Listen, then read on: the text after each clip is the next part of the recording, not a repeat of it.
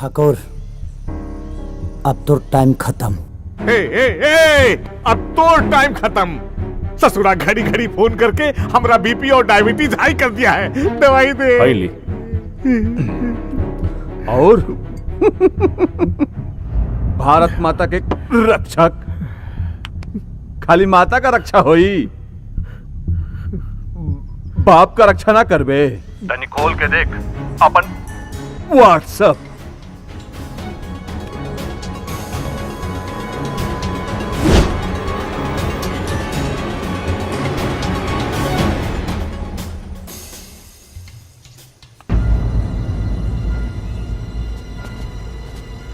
भाऊजी, फोन तो उठावा।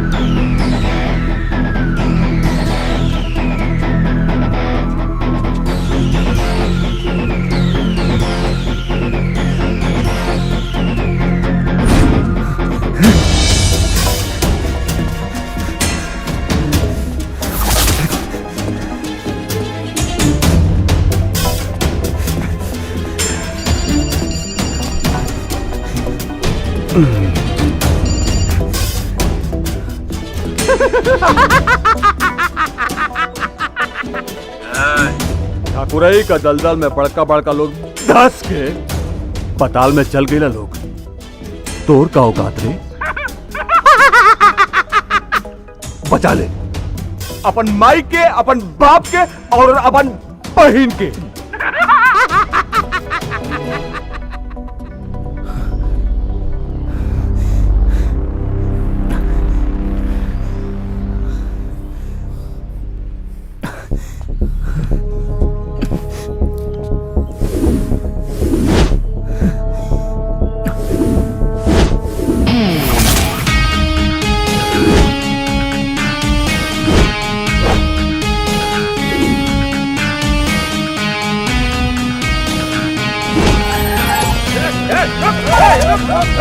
चार कपड़ा हो गए।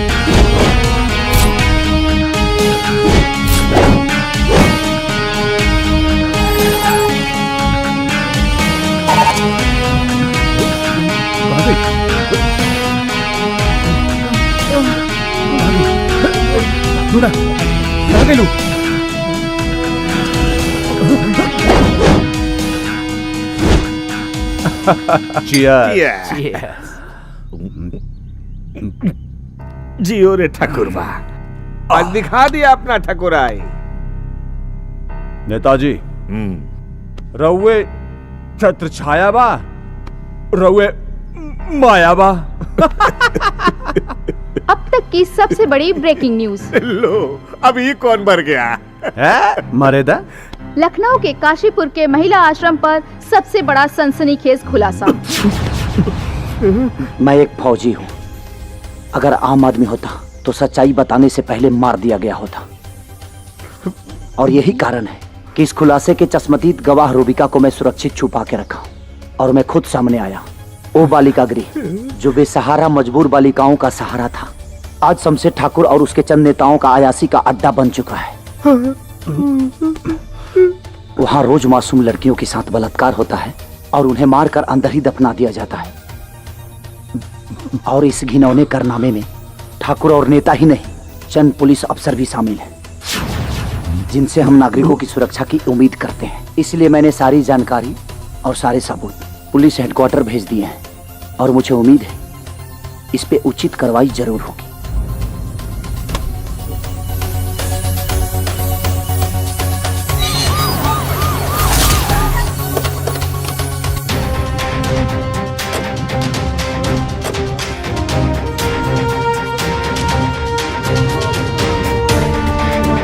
ठीक भाई।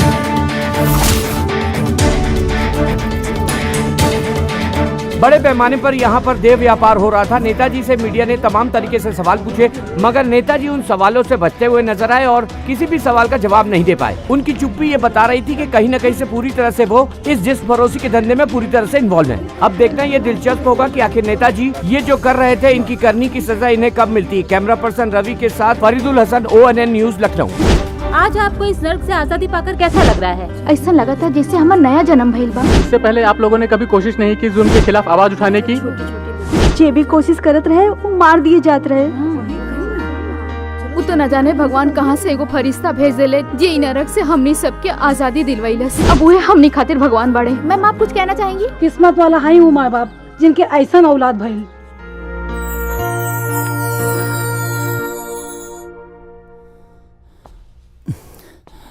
बहुत बहुत धन्यवाद आपके चैनल का कि आप लोगों ने मुझ पर विश्वास किया और आपके सहयोग के कारण ही एक बहुत बड़े सेक्स रैकेट का पर्दाफाश हुआ। Thank you sir. हम अपन बबुआ के कितना गलत समझने।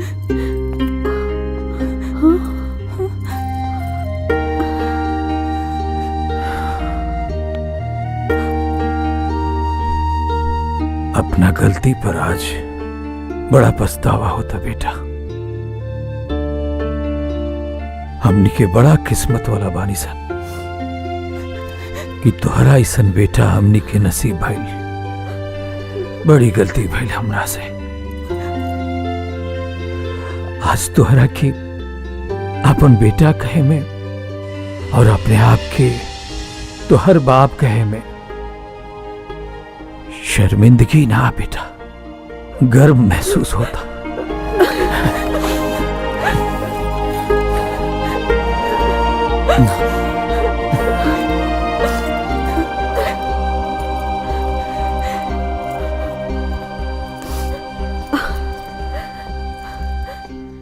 बेटा तोहर बिना सब सुना बा। चल अब घरे चल। खाली अकेले मत अइहा, हमरा पतोह के भी लेके अइहा। ठीक बाबू जी। हाँ। चलिए।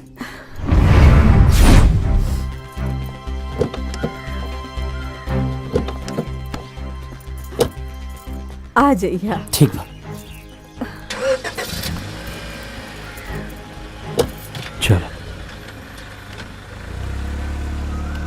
मुझे उम्मीद है कि आप लोगों ने अपने काम को बखूबी अंजाम दे दिया होगा। प्लान के मुताबिक हमने सारा काम कर दिया है। वीर, जो इस काम में सबसे बड़ी रुकावट है उसे भी रास्ते से हटाने का इंतजाम हमने कर दिया है।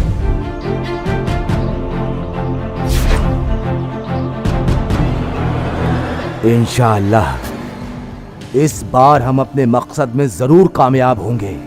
खुदा हाफिज।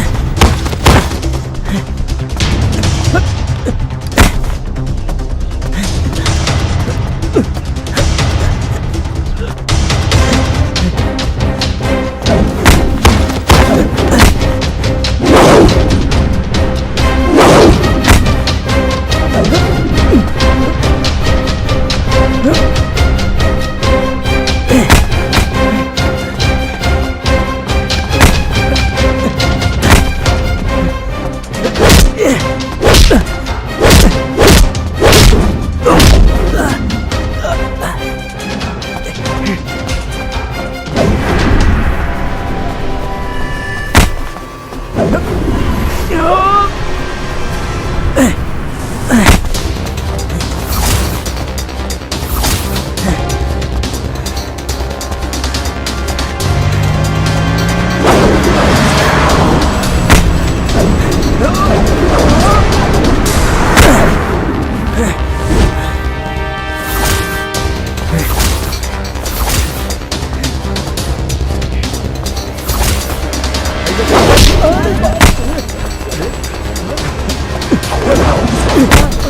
होता भाई?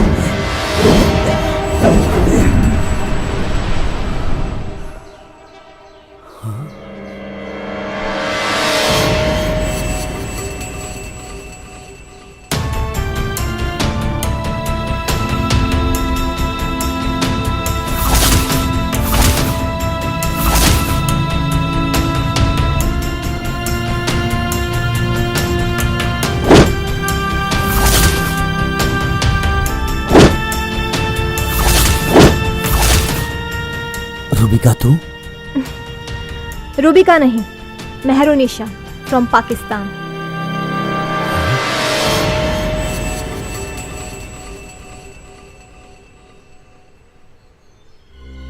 पाकिस्तान?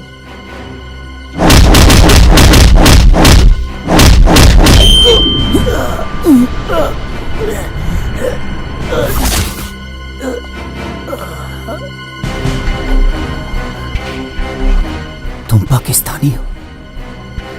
तुमने मुझे धोखा दिया?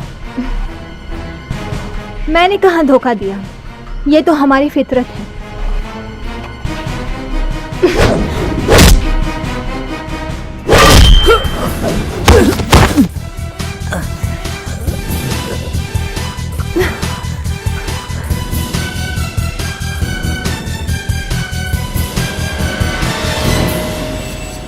अब हम तोहरा से दूर ना रह पाए वीर। हमारा जीवन में तोहरा अलावा क्यों नहीं खे।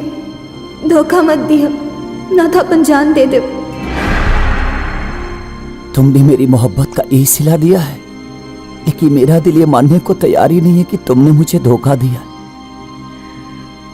कह दो कि ये सब झूठ है। तुम मुझे बहुत चाहती हो।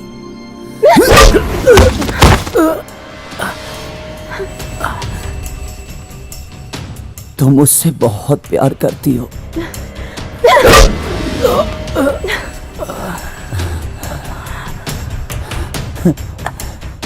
तुम मेरे बिना जी नहीं सकती।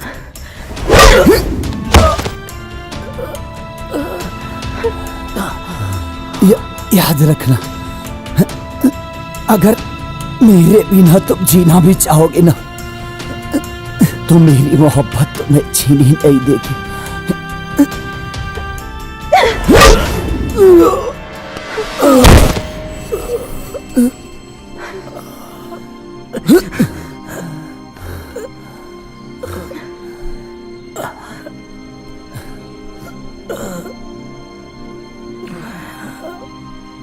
तुम हिंदुस्तानियों की सबसे बड़ी प्रॉब्लम क्या है पता है? तुम लोग बहुत इमोशनल होते हो, किसी के भी बात पे भरोसा कर लेते हो। मैंने जो स्टोरी तुम्हें बताई वो झूठी थी। तुम उसी दिन मेरी नजरों में चढ़ गए थे, जिस दिन तुमने हमारे 13 पाकिस्तानी भाइयों को अपने ऑपरेशन में मारा था। उस नामाकुल मेजर वीर ने हमारे 13 पाकिस्तानी भाइयों को मारा है, अल्लाह कसम। अब उसी के सपोर्ट से बम ब्लास्ट करके 13,000 हिंदुस्तानियों को मारेंगे। हिंदुस्तानी खुफिया बहुत एक्टिव है, विस्फोटक ले जाना नामुमकिन है। RDX भी जाएगा और ब्लास्ट भी होगा। मैंने सब प्लान कर लिया है और मैंने तुम्हें अपने प्यार के जाल में फंसा के निकाह तक ला दिया। और यही बात जब मैं अपने बॉस को सुना रही थी तो हमारे मकान मालिक और मालकिन ने सुन ली। बेचारे खामोखा मेरे हाथों मारे गए। आतंकवादी हमारे देश में ब्लास्ट करना चाहती हो? वो तुम्हें नहीं छोड़ेंगे।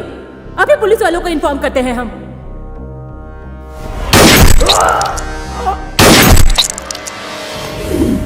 और हाँ, एक बात और, मैंने ब्लास्ट में अपने माँ बाप के मरने का ड्रामा किया था।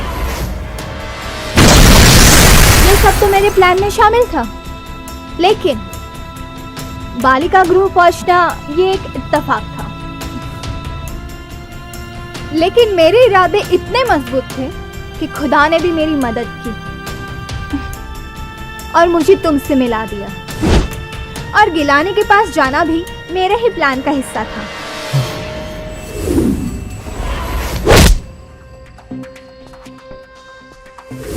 और लखनऊ स्टेशन पे मेरे पैर में कोई मोच नहीं आई थी, वो भी मैंने एक नाटक ही किया था।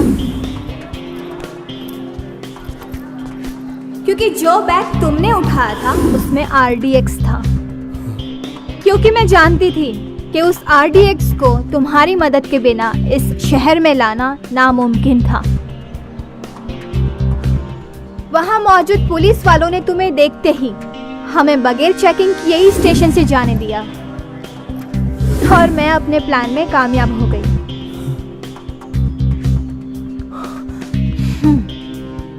कल ठीक 12 बजे तुम्हारा हिंदुस्तान दहल जाएगा। आरती की जगह लोगों की चीखें सुनाई देगी। अपने बच्चों को गले लगाने की बजाय माँ बाप उनकी लाशें उठा रहे होंगे। खाने के हर प्लेट में मांस के लोथड़े होंगे। चहल पहल की जगह सन्नाटा पसरा होगा।